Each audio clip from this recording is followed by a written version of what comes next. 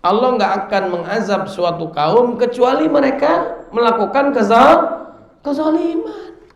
Kalau maksiat itu menzolimi diri, kalau zolim ngezolimin orang, jelekin orang, gibah orang, fitnah orang, nyakitin orang, dusta, bohong, macam-macam tuh ngezolimin orang, namanya kita kasar dan sebagainya. Musibah terjadi bukan maksiat saja, zolim saja, kemudian zolim dan maksiat, kemudian juga penduduknya melakukan kezaliman, ya. Kemudian yang keempat adalah para tokohnya melakukan kemungkaran, kemaksiatan dan kezaliman. Bahasa kita para pejabatnya nggak adil, nggak amanah, melakukan kezaliman. Fir'aun, Qarun. Kemudian yang keenam adalah musibah terjadi, orang soleh membiarkan kemaksiatan, kemungkaran, kezaliman. Ya, dalam surat Al-Anfal ayat 25, wattaqu fitnatan la tusibanna alladziina zalamu minkum khassah. Takutlah kita kepada apa? Kepada musibah azab yang Allah timpakan bukan hanya kepada orang zalim. Kenapa? Ditimpakan juga kepada orang soleh. Orang solehnya nggak peduli dengan kemaksiatan.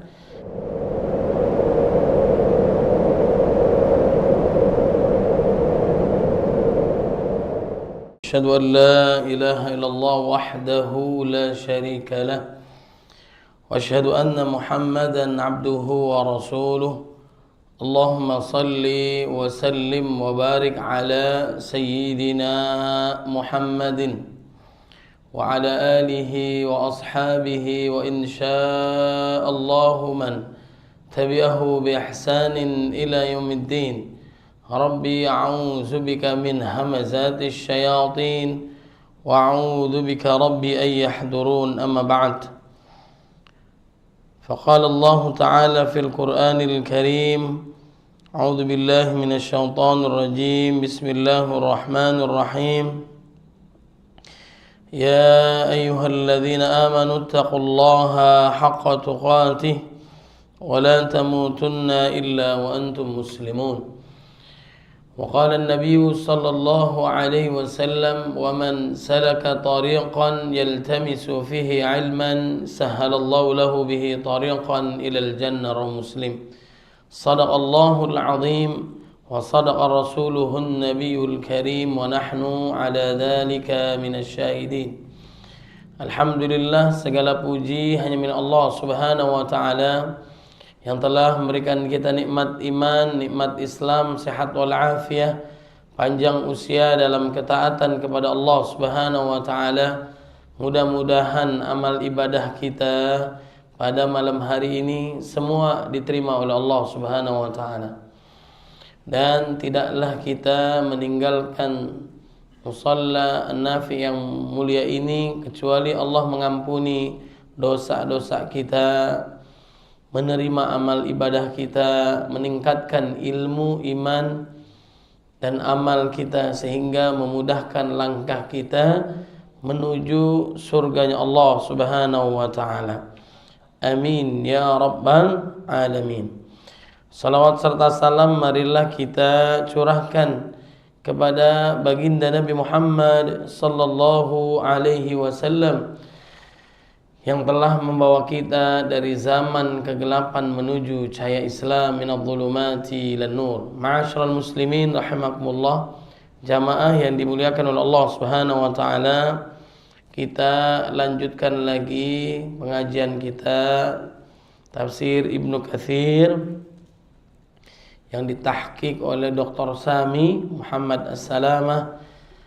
Yang waktu lalu kita sudah membahas muqaddimah, kemudian surat Al-Fatihah, dan kita saat ini membahas surat Al-Baqarah.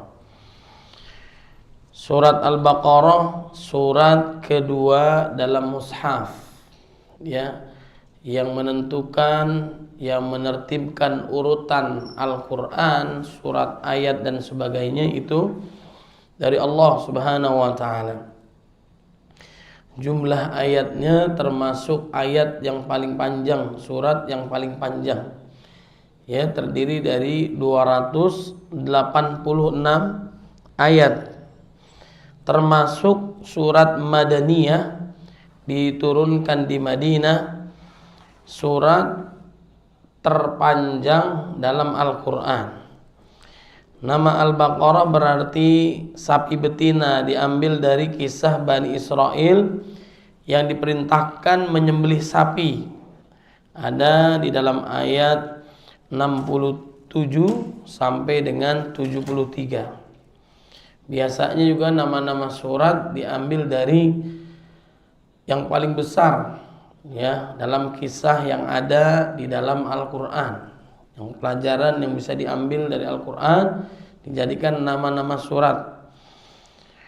Keutamaan surat Al-Baqarah, Rasulullah sallallahu alaihi wasallam bersabda, bacalah surat Al-Baqarah karena membacanya adalah keberkahan. Semua Al-Quran memang berkah, penuh dengan keberkahan Allah Subhanahu wa taala. Kitabun anzalnahu ilaika mubarak, ziyadatul khair, yang bertambahnya kebaikan kepada diri kita, dan meninggalkannya adalah kerugian, rugi.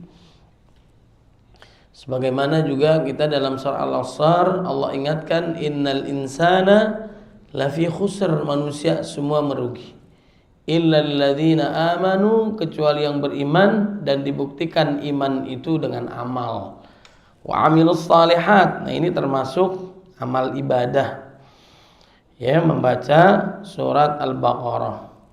Dan para tukang sihir tidak mampu menghadapinya. Hadis riwayat Muslim. Nah, ayat terbesarnya adalah ayat kursi, ayat ke-255, yang memiliki keutamaan besar dalam perlindungan. Nah, makanya kita dianjurkan membaca surat Al-Baqarah, khususnya juga ayat kursi setelah sholat, ya, atau juga menjelang istirahat.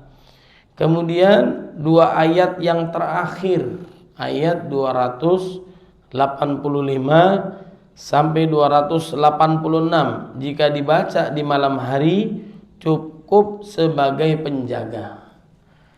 Baca Al-Quran sebaik-baiknya zikir, tapi juga ada ulama mengatakan ada saatnya kita membaca Quran, ada saatnya kita zikir.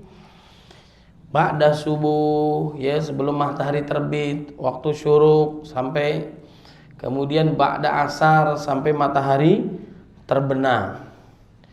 Nah, isi pokok surat Al-Baqarah, ya, diantaranya adalah menjelaskan keimanan, tauhid, iman kepada kitab, rasul, dan hari akhir. Menyebutkan syariat, salat, zakat, puasa, haji, bahkan jihad, muamalah, pernikahan, warisan, hukum pidana, dan sebagainya. Mengisahkan umat terdahulu yang bisa dijadikan pelajaran. Kisah di dalam Al-Quran semuanya betulan dan terjadi, dan banyak yang bisa kita ambil pelajaran, terutama Bani Israel, agar menjadi pelajaran bagi umat Islam. Mengatur hubungan sosial, keadilan, tolong-menolong, larangan riba, dan etika bermuamalah. Menutup dengan doa dan peringatan agar kaum mukmin tetap taat kepada Allah Subhanahu wa taala. Keistimewaan khusus surat Al-Baqarah ini disebut sebagai puncak Al-Quran karena memuat hukum-hukum Islam yang lengkap, membentengi rumah dari gangguan setan bila dibacakan. Saat kita pindahan rumah, rumahnya baru, bacakan surat Al-Baqarah, bacakan surat Ali Imran, ya, maka akan dijauhi dari gangguan setan tuh, ya. Kesimpulannya adalah surat Al-Baqarah adalah surat terpanjang dalam Al-Quran. Ada waktu, ada kesempatan, hafalkan itu ayat demi ayatnya sampai 286 ayat, ya. Mencakup akidah, hukum, kisah, dan tuntunan hidup. Ia disebut sebagai sumber keberkahan dan perlindungan, serta menjadi pedoman besar bagi umat Islam dalam menjalani kehidupan dunia menuju akhirat. Nah, ini kita bahas sekarang tafsir Ibnu Katsir tahqiq Dr. Sami bin Muhammad Salamah, sebagaimana Allah Subhanahu wa taala juga berfirman, a'udzubillahi minasyaitonir rajim. Bismillahirrahmanirrahim. Alif lam mim, ya. Alif lam mim sebagaimana dalam tafsirnya disebutkan, hadhil huruful muqatta'ah fi awailis suwar mimma ista'thara Allahu bi'ilmihi wa qila innaha isyaratun ila i'jazil Qur'an fa innahu murakkabun min hadhil huruf allati yatakallamu biha al-arab wa ma'a dzalika ajazu an mu'aradatihi, ya. Jadi alif lam mim ini juga 3 huruf, bukan 1 huruf. 3 huruf ini, 1 hurufnya kita mendapatkan pahala 10 kebaikan. Baru alif lam mim saja mendapatkan pahala 30 kebaikan. Cara gampang masuk surga dengan membaca Al-Quran. Sebaik-baik zikir juga dengan membaca Al-Quran. Huruf-huruf terpotong, ya, di awal surat adalah bagian dari rahasia Allah Subhanahu wa taala. Sebagian ulama menafsirkan bahwa huruf-huruf ini menunjukkan tantangan Allah kepada orang Arab, bahwa Al-Quran tersusun dari huruf-huruf mereka, namun mereka tetap tidak mampu membuat tandingan, ya. Mungkin sampai saat ini orang-orang Arab banyak yang hebat, piawai dalam membuat syair. Ya, datanglah Al-Quran yang begitu luar biasanya, ya. Bahkan jin-jin juga terkagum-kagum dengan Al-Quran. Mereka beriman kepada Allah dan kepada Nabi. Bahkan juga yang kita tahu ada Masjid Al-Jin, ya, yang dulu Nabi membacakan Al-Quran, banyak mereka mendengarkan dan masuk ke dalam ajaran Islam. Qul uhiya ilayya annahu istama'a nafarun minal jinni faqalu inna sami'na Qur'anan ajaba, suatu yang mengagumkan Al-Quran. Saking dahsyatnya Al-Quran ini, orang-orang kafir menuduh Nabi sebagai ahli sihir, orang gila, ya.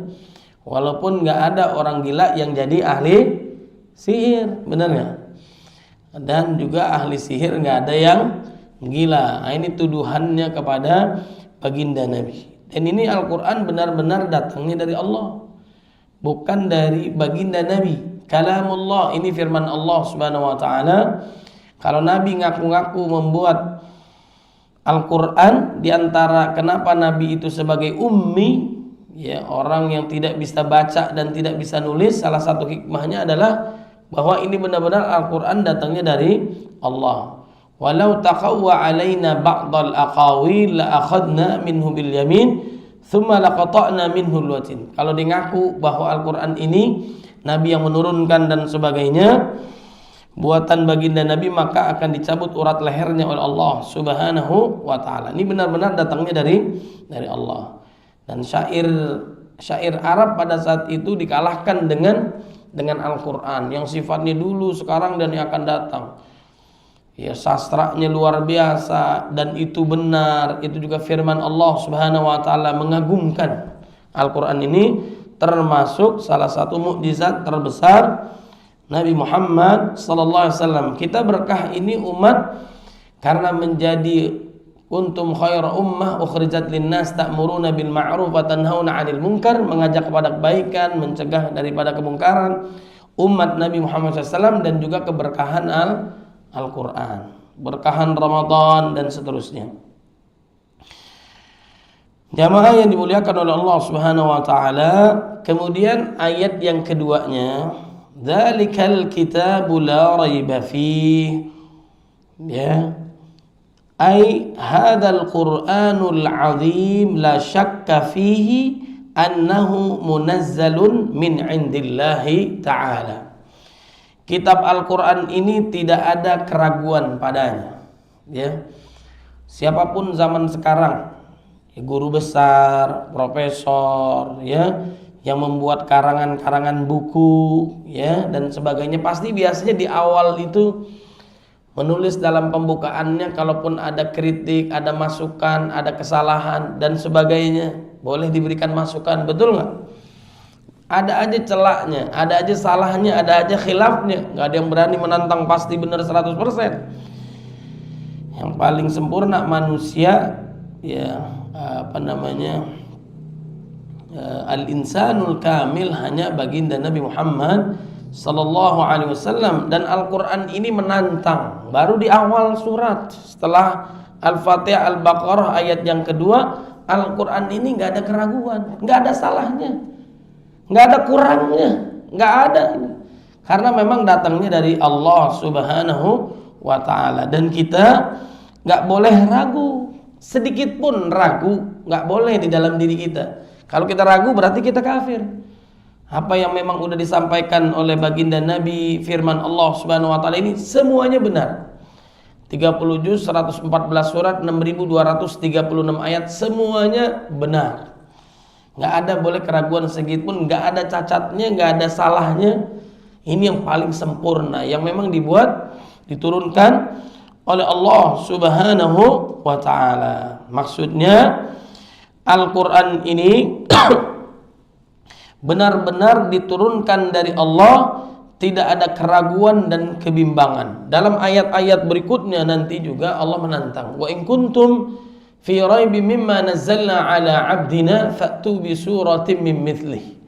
Kalau kalian ragu dengan Al-Quran ini, maka datangkanlah satu surat. Jangankan satu surat, satu ayat aja kita nggak akan sanggup. Bersatu manusia jin ngumpul buat Al-Quran, nggak akan sanggup. Baik memang ilmunya lemah atau memang Allah lemahkan. Fa illam taf'alu wa lan taf'alu, nggak bakal bisa. Ya, jadi Al-Quran ini taunya benar, istimewa luar biasa adalah apa? Bisa menceritakan sesuatu yang belum kita tahu. Hari kiamat, kehidupan alam barzah, kemudian di surga, di neraka. Ya, siapa yang udah melewati ini semua?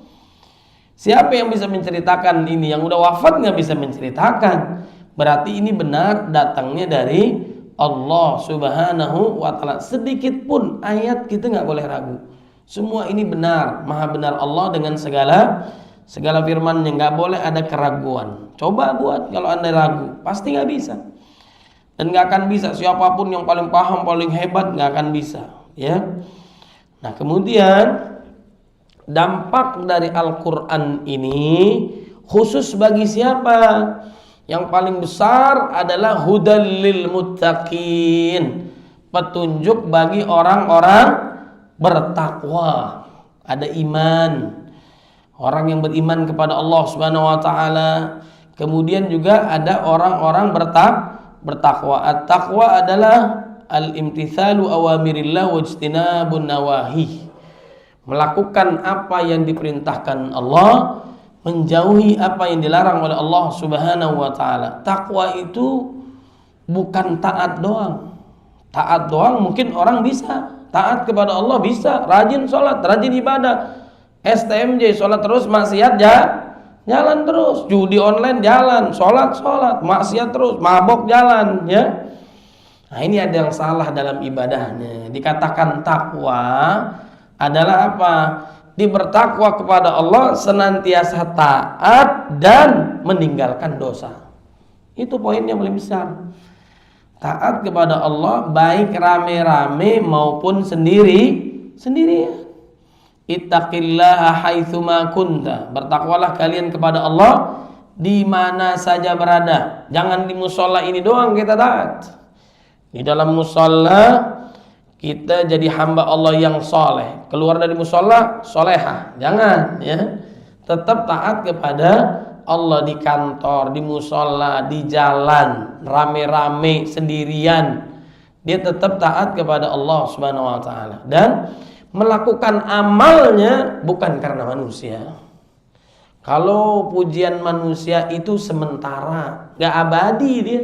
Ntar juga orang lupa. Kalau kita sudah melangkah karena Allah, jangan pernah berhenti yang namanya gara-gara omongan, cibiran manusia. Saat baginda Nabi hijrah ke Taif, ya, kemudian diusir, disakiti, dibuli, dihinakan, dilukai. Nah, di dalam dada Nabi ada hanya Allah Subhanahu wa taala. Sekiranya seluruh manusia nggak suka dengan Nabi, Nabi nggak peduli. Selama Allah masih ridho itu yang paling tinggi. Kalau Allah udah ridho, mau disenangin orang, nggak disenangin orang, nggak ada urusan, ya.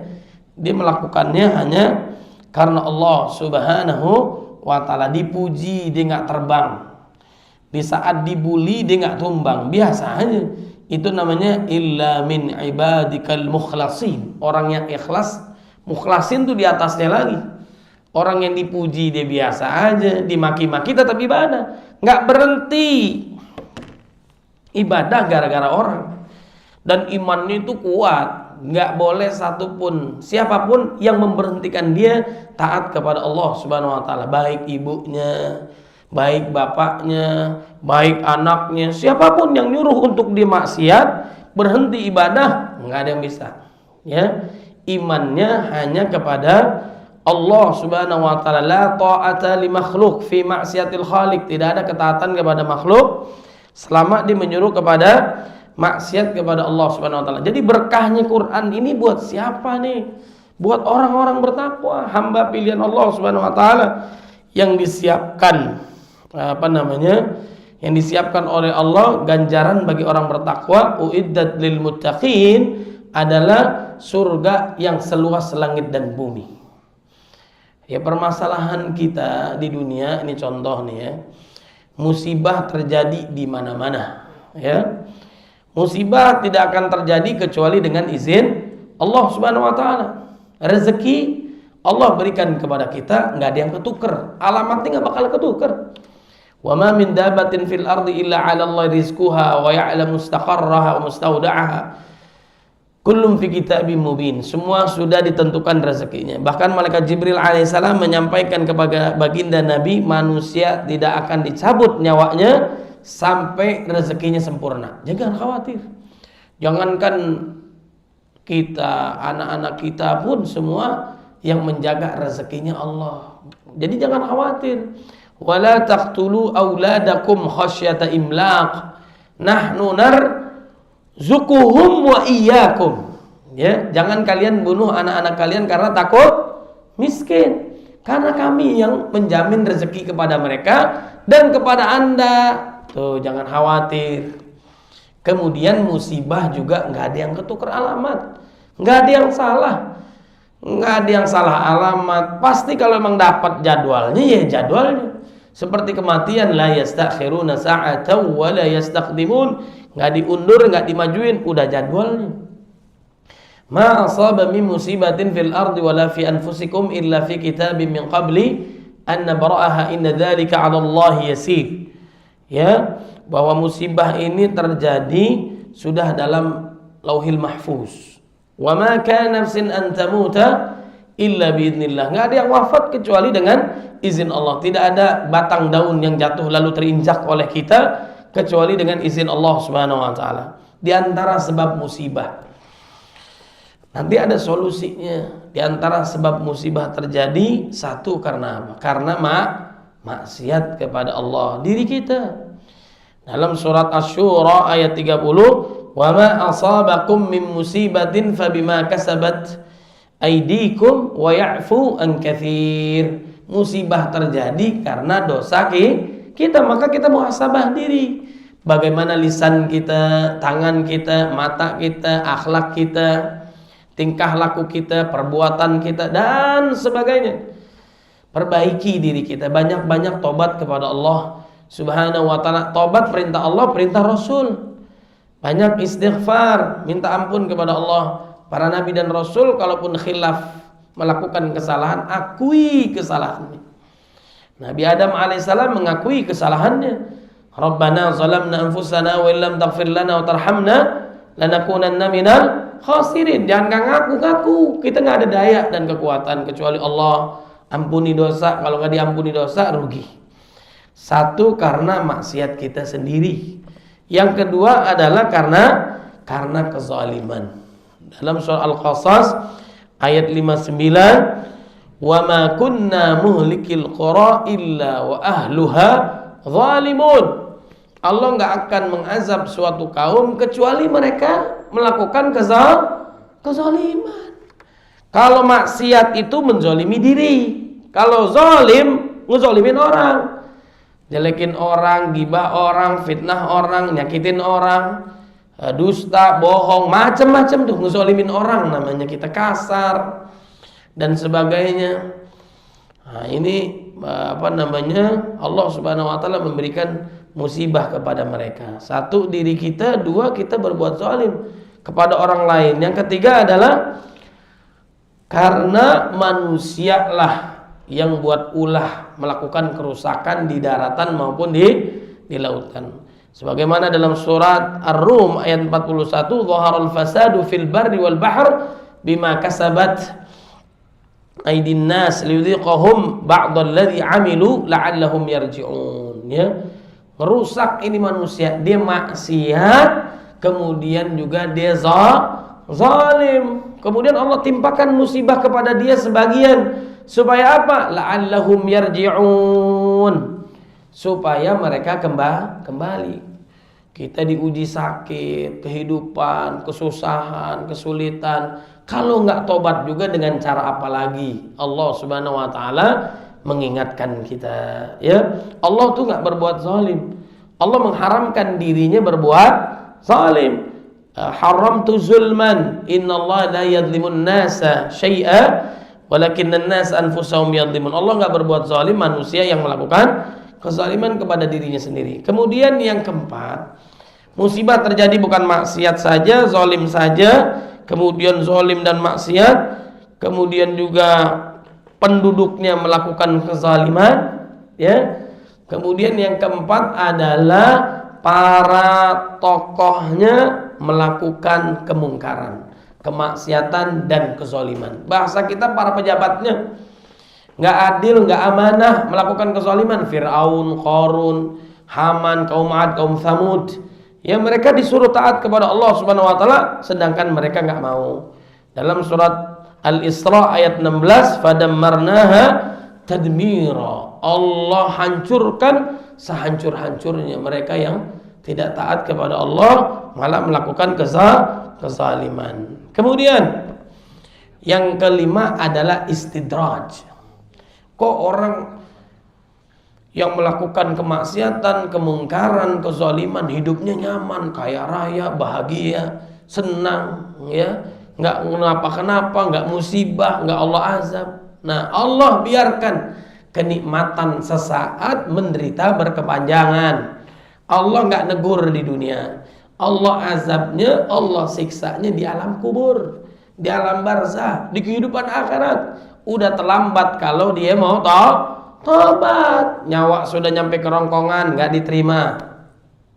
Sudah hari kiamat, nggak diterima. Matahari terbit dari barat, nggak diterima. Kemudian juga udah di alam kubur, nggak diterima. Yang ada hanyalah siksaan dan siksaan. Nauzubillah min zalim. Kemudian yang keenam adalah musibah terjadi, orang soleh membiarkan kemaksiatan, kemungkaran, kezaliman. Ya. Dalam surat Al-Anfal ayat 25, "Wattaqu fitnatan la tusibanna alladziina zalamu minkum khassah." Takutlah kita kepada apa? Kepada musibah azab yang Allah timpakan bukan hanya kepada orang zalim. Kenapa? Ditimpakan juga kepada orang soleh. Orang solehnya gak peduli dengan kemaksiatan. Dalam kitab Riyadhus Shalihin yang panjang dikisahkan, kalau penduduknya udah maksiat dan dosa merajalela di mana-mana, Allah utus malaikatnya untuk menghancurkan sebuah negeri. Saat ingin dihancurkan oleh malaikat, ternyata ada hamba Allah yang tobat, zikir, nangis, minta ampun dan sebagainya. Ngadu lagi kepada Allah, nggak jadi. Apa kata Allah Subhanahu wa taala? Justru hancurkan lebih dahulu hamba Allah yang soleh ini baru yang lain. Oh, bayangkan coba.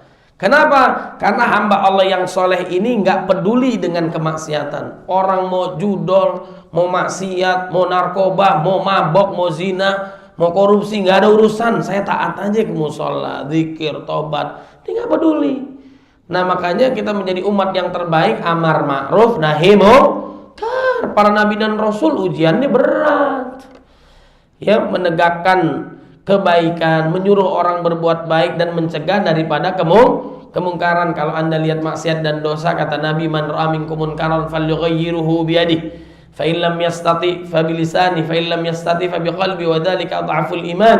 Rubah dengan tangan kalian, rubah dengan kekuasaan kalian, rubah dengan lisan kalian, rubah dengan nggak suka kita maksiat dan dosa dalam hati kita. Itu yang paling lemah, yang terakhir.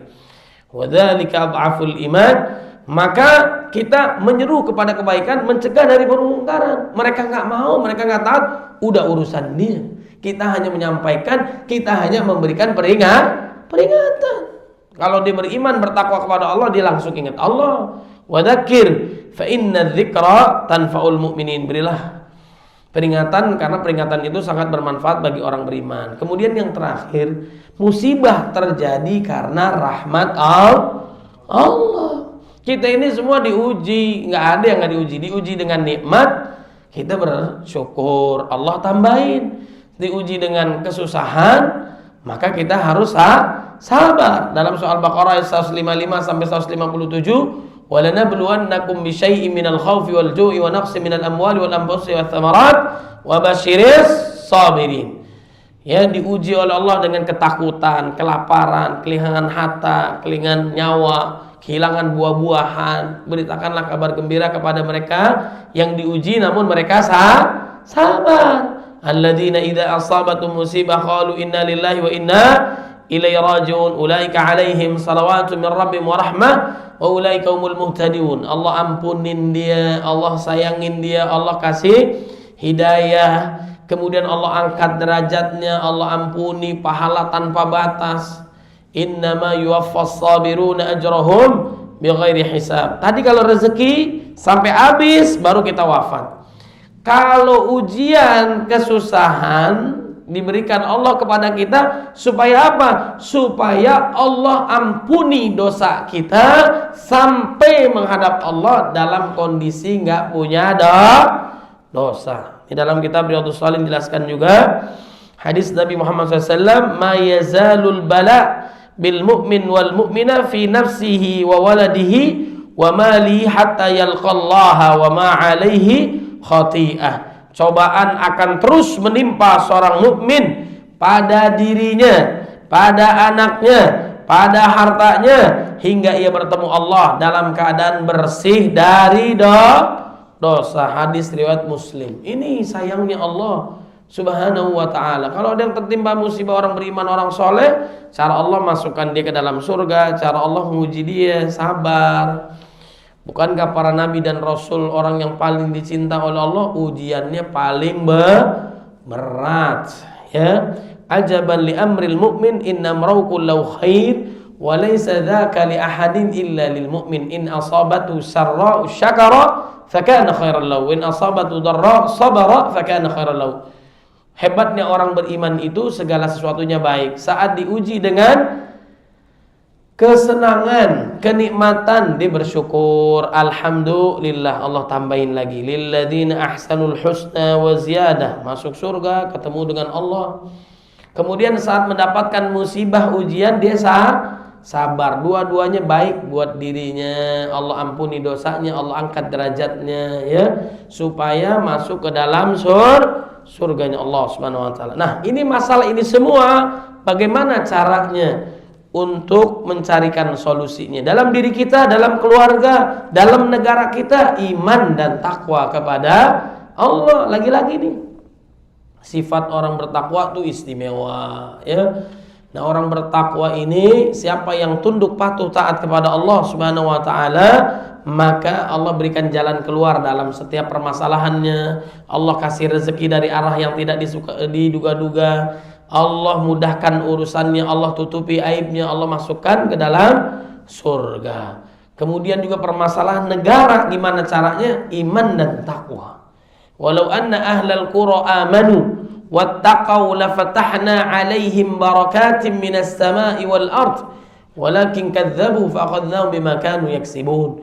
Sekiranya suatu negeri penduduknya beriman bertakwa kepada Allah, sungguh-sungguh istiqamah, Allah janji berkah dari langit, berkah dari bumi. Tapi kebanyakan manusia mendustakannya. Naudzubillah min dzalik. Jadi istimewa. Quran ini diberikan petunjuk bagi mereka yang bertakwa kepada Allah Subhanahu wa taala. Baik, hudal lil muttaqin.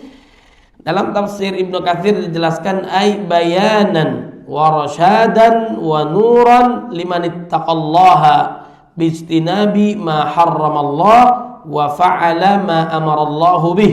Petunjuk bagi orang yang bertakwa Al-Qur'an ini, yaitu sebagai pedoman. Quran ini dusturuna, pedoman kita. Mau selamat gak? Kata Allah, kata Nabi, kalau kata Allah Subhanahu wa taala, "Faimma ya'tiyannakum minni huda famanittaba hudaya fala yadhillu wa la yashqa." Enggak akan sesat kalau Quran diikuti.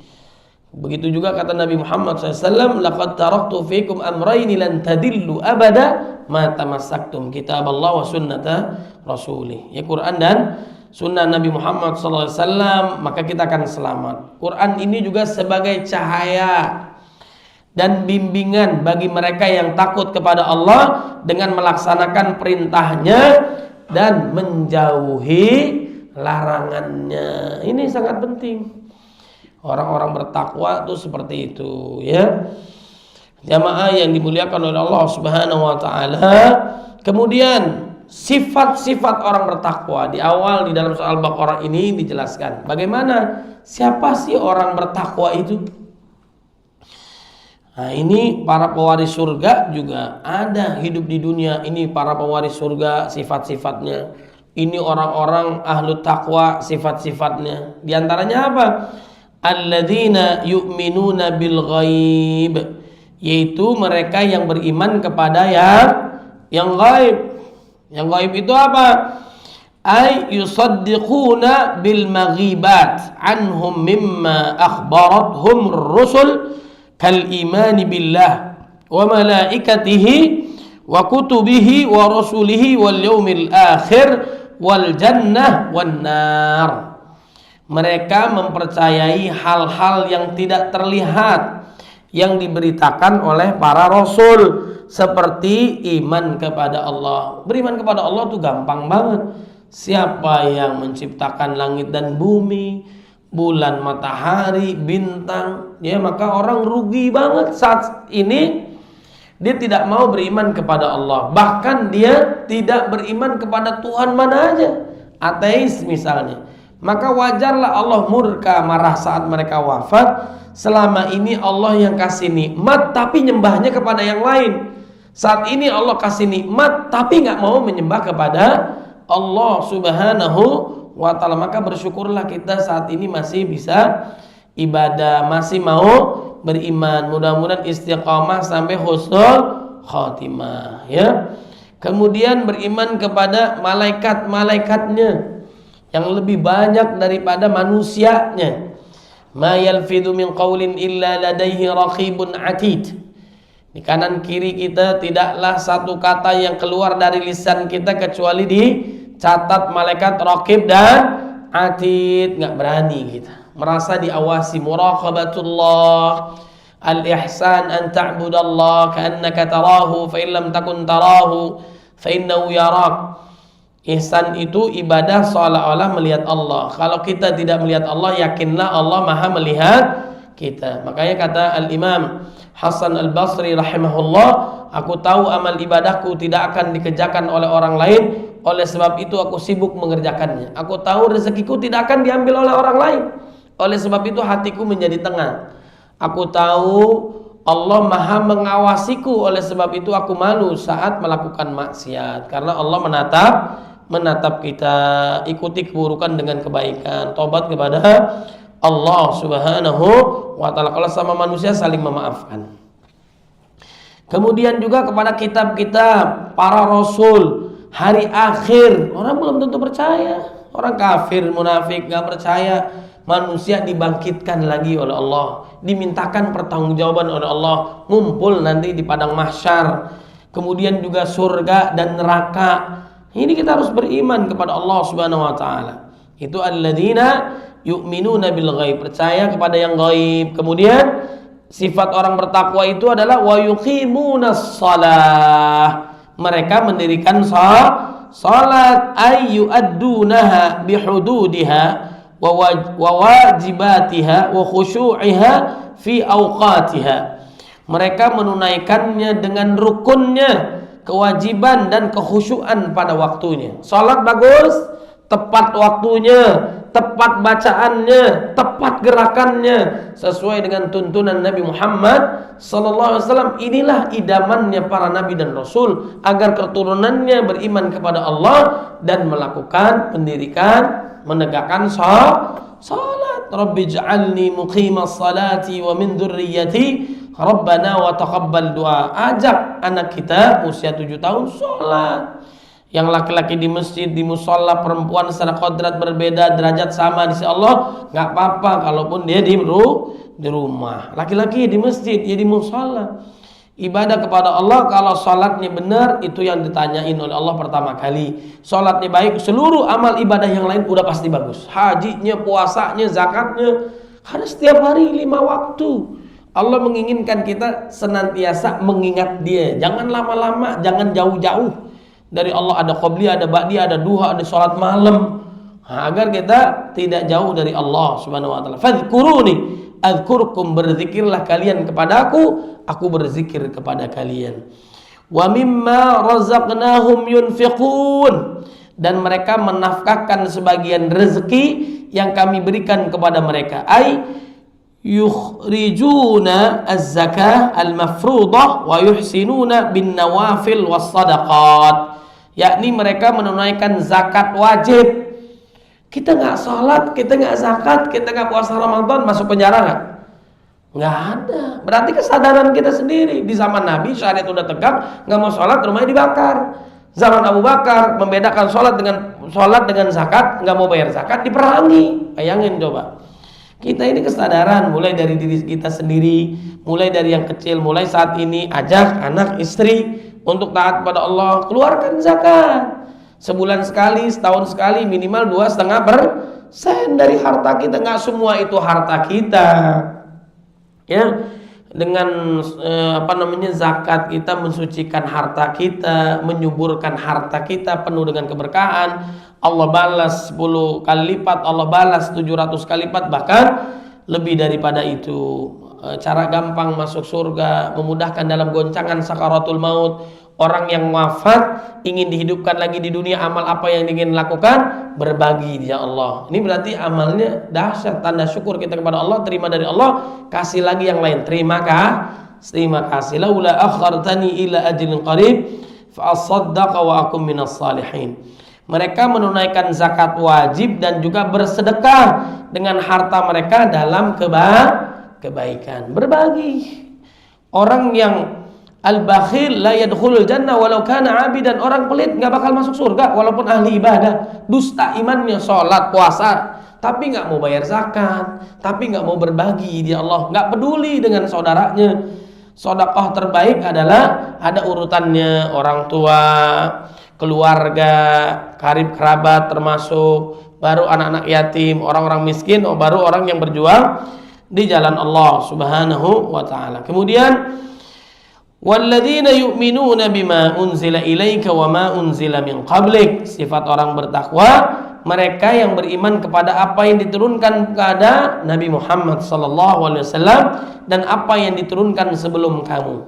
Ya, ayyusaddiquna bi jami'il kutub war rusul wa la yufarriquna baina ahadin minhum, mereka membenarkan seluruh kitab. Nah, dilengkapi dengan Al-Qur'an, seluruh nabi dan rasul, dan para nabi dan rasul tanpa membeda-bedakan, ya. Kemudian wabil akhirati hum yuqinun, ya, mereka yakin adanya akhirat. Kita yakin ayyusaddiquna biha tasdiqan jaziman la yartabuna fih. Mereka meyakininya dengan penuh keyakinan tanpa keraguan sedikit pun. Udah yakin ada hari kiamat, ada hari akhirat, ya, kemudian ada alam barzah, dibangkitkan oleh Allah, Shiratal Mustaqim ditimbang oleh Allah, semua terjadi. Ya, yang sudah disampaikan oleh Allah Subhanahu wa taala. Makanya kita perbanyak bekal menjauhi maksiat dan dosa. Semua kita akan dimintakan pertanggungjawaban oleh Allah Subhanahu wa taala. Nah, kita beriman kepada yang gaib, sifat orang bertakwa, mendirikan salat, menafkahkan sebagian rezeki, beriman kepada kitab Al-Qur'an dan kitab sebelumnya, kemudian beriman kepada hari akhir. Itulah mereka yang mendapatkan petunjuk. Ulaika ala hudam mir rabbihim wa ulaika humul muflihun. Mereka itulah yang berada di atas petunjuk dari Tuhan mereka, dan mereka itulah orang-orang yang beruntung. Ai haulail al-mutassifun bihadhihi sifat ala bayyinatin wa nurin wa huda min rabbihim wa hum an-najuna fid dunya wal akhirah al-faizuna bi ridwanillah wa jannatihi. Mereka berada di atas kebenaran. Itu orang-orang bertakwa. Cahaya dan bimbingan Allah Subhanahu wa ta'ala. Dan merekalah yang beruntung dunia dan akhirat. Orang bertakwa itu dengan mendapatkan ridha Allah dan surganya, ya. Jadi kesimpulan yang terakhir, karena kita sudah memasuki waktu, adalah Al-Quran kitab petunjuk yang tidak ada keraguan sedikit pun di dalamnya, datang dari Allah, bukan buatan manusia. Ini yang pertama. Yang kedua, hanya orang bertakwa yang dapat mengambil manfaat dari Al-Quran, karena mereka menjaga diri dari maksiat dan taat kepada Allah. Al-ilmu nurun, ilmu itu cahaya. Cahaya Allah nggak bisa diberikan kepada orang yang maksiat. Wa nurullah la yuhda lil 'asi. Kemudian yang ketiga, ciri-ciri orang bertakwa, beriman kepada perkara gaib, mendirikan salat dengan benar, menginfakkan sebaikan rizki yang Allah berikan, beriman kepada wahyu yang diturunkan kepada baginda Nabi, beriman pula kepada kitab-kitab yang diturunkan sebelumnya tanpa membedakan antara para rasul. Kemudian yang keempat, mereka memiliki keyakinan yang mantap terhadap hari akhir, bukan sekedar prasangka. Dan yang terakhir, balasan bagi mereka, orang-orang beriman, orang-orang bertakwa yang melaksanakan itu semua, mendapat petunjuk yang sempurna dari Allah Rabb mereka, menjadi orang yang beruntung, selamat di dunia dan menang di akhirat dengan keridhaan serta surga Allah Subhanahu wa taala di akhirat. Mudah-mudahan Allah ampuni dosa kita semua, Allah terima amal ibadah kita, Allah jadikan keluarga kita sakinah, mawaddah, warahmah, keturunan saleh dan salehah, dan pemimpin kita adil, amanah, negeri kita baldatun thayyibatun rabbun ghafur. Kelak Allah wafatkan kita dalam keadaan istiqamah, husnul khatimah. Subhanakallahumma bihamdika, asyhadu an la ilaha illa anta, astaghfiruka wa atubu ilaik. Mohon maaf lahir dan batin, mudah-mudahan bermanfaat. Insyaallah kita lanjutkan di pertemuan-pertemuan berikutnya. Wallahul muwaffiq ila aqwamit thoriq. Nasrun minallah wa fathun qarib. Assalamualaikum warahmatullahi wabarakatuh.